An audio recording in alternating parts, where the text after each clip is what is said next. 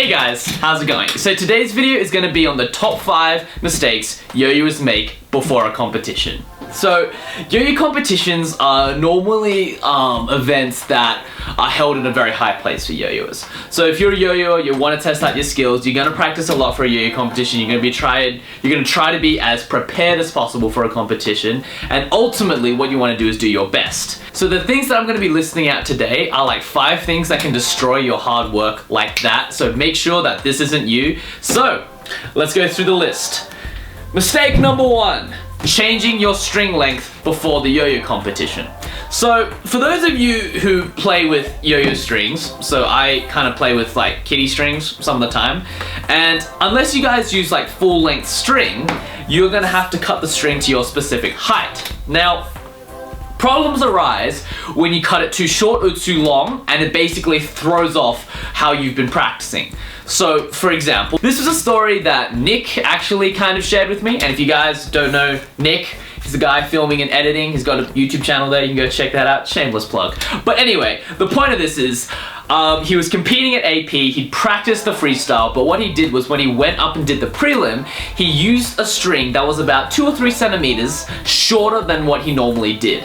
And the result was like catastrophe. He made so many mistakes, he couldn't hit his tricks, he couldn't land anything, and basically that one small action of using a string that was slightly too short for him derailed the entire freestyle. So, never change your string length before the yo-yo competition. If you want to change your string length, make sure to do it like, I don't know, weeks or months out from the yo-yo competition so you can get used to it.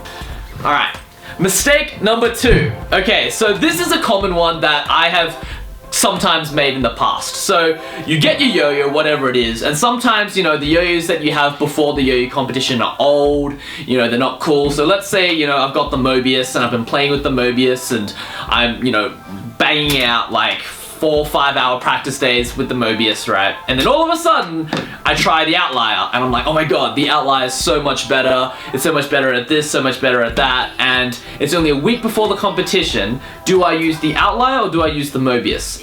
Even if the outlier is a better yo-yo, I would still opt to use the Mobius. The yo-yo you practice with is the yo-yo that you're essentially most accurate with, okay? Now, if I had a month to get used to the outlier, I'd probably use the outlier. But like a week before the competition, 2 days before the competition, 3 days before the competition, even if it's the best yo-yo you've ever tried, don't change the yo-yo before your yo-yo competition. It plays different, it moves across the string differently, and you're not going to be as accurate as you normally would. So yeah, number 3 is over-practicing. So this is something that I would like to kind of tie in as 1, over-practicing, but 2, also into fatigue. So yo-yo competitions, yo-yo tricks, yo-yo freestyles, yo-yoing itself is a sport that requires a lot of concentration. And if you're landing tricks that are just slightly outside your comfort zone, you need to pay attention to the yo-yo. Your ability to pay attention is severely weakened when you're not really your full self or not fully energized.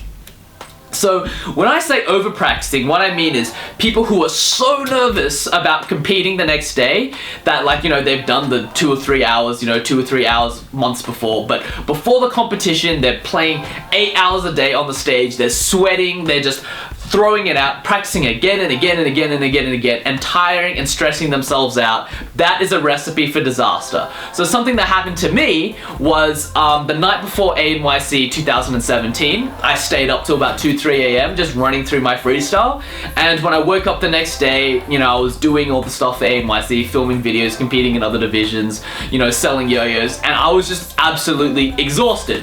And in that sense, I over-practiced, okay? So I over-practiced, I sacrificed sleep, and when I wasn't at my best game, I made so many mistakes, and a freestyle that I could hit relatively cleanly became an absolutely terrible freestyle. So the one thing you don't want to do is over-practice before the yo-yo competition, alright? Don't overexert yourself, make sure that your mind is clear and fresh before you enter that yo-yo competition. Alright, so mistake number 4. This one is under-practicing.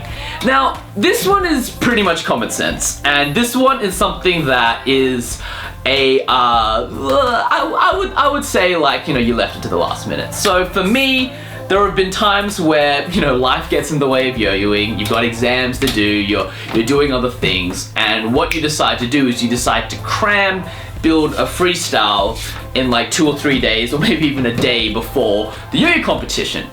Now, this is really stupid. Don't do this. Unless you are miles ahead of every other yo-yo player, you're probably gonna get your butt kicked. Alright, you're probably not going to qualify and you're going to make a fool of yourself, okay? Now, there are yo-yo players that are uber talented and are just really far ahead of all the other players around them, and they can probably get away with this. But, you know, when you practice at the last minute or under practice at the last minute and try and fit everything in at the last second, you're going to have a terrible freestyle regardless of what you do.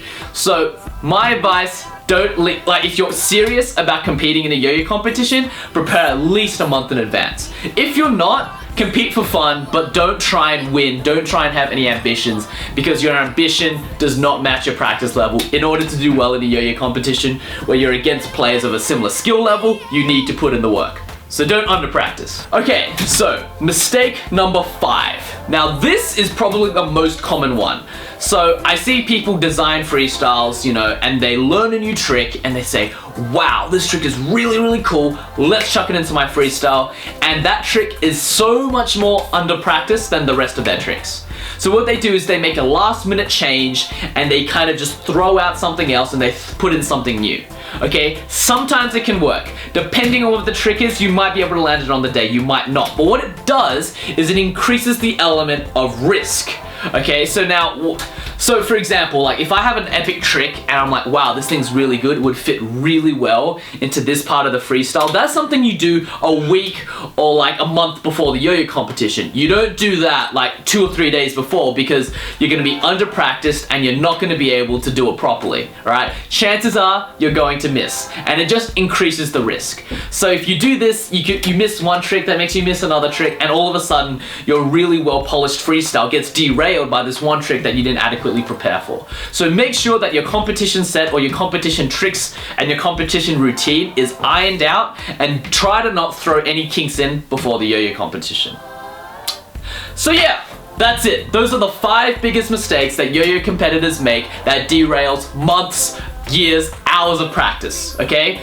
First one, choosing a different string length. Second one, choosing a different yo-yo. Third one, over practicing, stressing themselves out before the yo-yo competition so they can't concentrate for the actual thing. Second one is under practicing, which means they haven't prepared for the thing at all and they're trying to cram it last minute, which is never gonna work. And the final one is adding new things to their freestyle a day, a minute, you know, half an hour before that they didn't rehearse, which would add an extra element of risk into their freestyle and basically derail their polished freestyle with one single trick.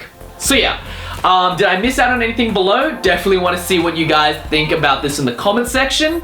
And yeah, what was the biggest mistake you guys ever made? Any screwed up bearings? Anything that I didn't mention?